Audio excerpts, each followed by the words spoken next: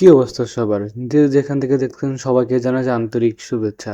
আজকে ভিডিওর মাধ্যমে আপনাদের দেখিয়ে দিব কিভাবে খুব অল্প সময়ের মধ্যে এরকম মজাদার ঘরে বসে নান রুটি বানিয়ে ফেলতে পারেন। তো দয়া করে ভিডিওটা আপনি স্কিপ না করে দয়া করে ভিডিওটা দেখবেন। তো প্রথমে হচ্ছে আমি একটা বাটির মধ্যে প্রয়োজনীয় পরিমাণ আটা নিয়ে নিলাম। তারপর কি করলাম, প্রয়োজনীয় পরিমাণ তার মধ্যে ইস্ট যুক্ত করলাম। আপনারা আপনার প্রয়োজন মতো ইস্ট যুক্ত করবেন। তারপর আমি প্রয়োজন মাফিক এখানে চিনি, হ্যাঁ? যতটুকু আপনারা চিনি খেতে বা মিষ্টি খেতে পছন্দ করুন, ঠিক ততটুকুই পরিমাণ হচ্ছে আপনারা ডোটার মধ্যে চিনি দিয়ে দিবেন। এবং তার সাথে সাথে আমি অ্যাড করে দিলাম হচ্ছে আপনার লবণ। তারপর একটু অ্যাড করে দিলাম হচ্ছে গুঁড়ো দুধ। গুঁড়ো দুধটা হচ্ছে যদি আপনি অ্যাড করেন তাহলে হচ্ছে কি আপনার যে ডোটা একটু হচ্ছে নরম হবে, রুটিগুলো একটু তুলতুলে নরম হবে। তারপর আপনি দেখতে পাচ্ছেন আমার গ্লাসের মধ্যে হচ্ছে গরম দুধ, হ্যাঁ? দুধটা একটু গরম করে নিবেন। ঠান্ডা দুধ দিবেন না, হালকা গরম করে দুধটা হচ্ছে একটু একটু করে ঢালতে থাকবেন, ঠিক আছে? তারপর আস্তে আস্তে সুন্দর করে হচ্ছে ডোটা মাখতে থাকবেন। হ্যাঁ, সুন্দর করে হচ্ছে ডোটা মাখতে থাকবেন, ঠিক আছে? এভাবে মাখতে মাখতে হচ্ছে আপনারা যখন দেখবেন এরকম দলা দলা হয়ে যাচ্ছে, ঠিক আছে? আপনি ভিডিওর মাধ্যমে দেখতে পাচ্ছেন যে ডোটা কীরকম দলা দলা তৈরি হচ্ছে, ঠিক আছে? এবার ডলা ডলা তৈরি হলে ভালো মতো দেখতে পাচ্ছেন যে আমার আরেকটু দুধ প্রয়োজন, যেহেতু হচ্ছে এখনও ডোটা সুন্দর মতো মিক্স হয় নাই।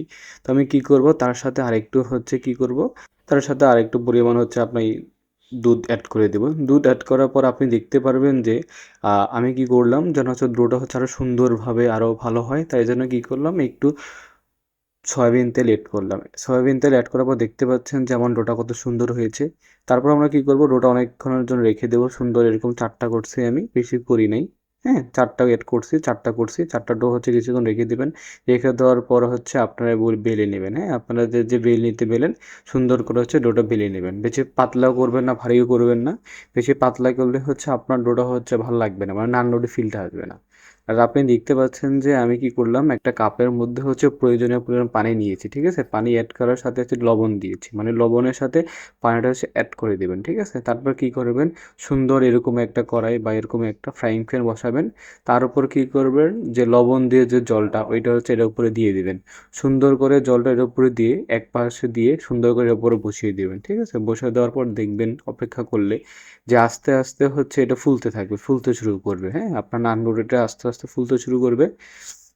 যে এইভাবে কিছুক্ষণ ওয়েট করার পর দেখবেন যে আপনার নান রুটি অলরেডি হয়ে গেছে এরকম কালার হয়ে গেলে। তো বন্ধুরা, খুব অল্প সময়ের মধ্যে দেখতে পাচ্ছেন ঘরে বসে নান রুটি বানিয়ে ফেলতে পারবেন। অবশ্যই আমার চ্যানেলটা সাবস্ক্রাইব করে রাখবেন। ধন্যবাদ। ভিডিও ভালো লাগলে অবশ্যই লাইক দেবেন।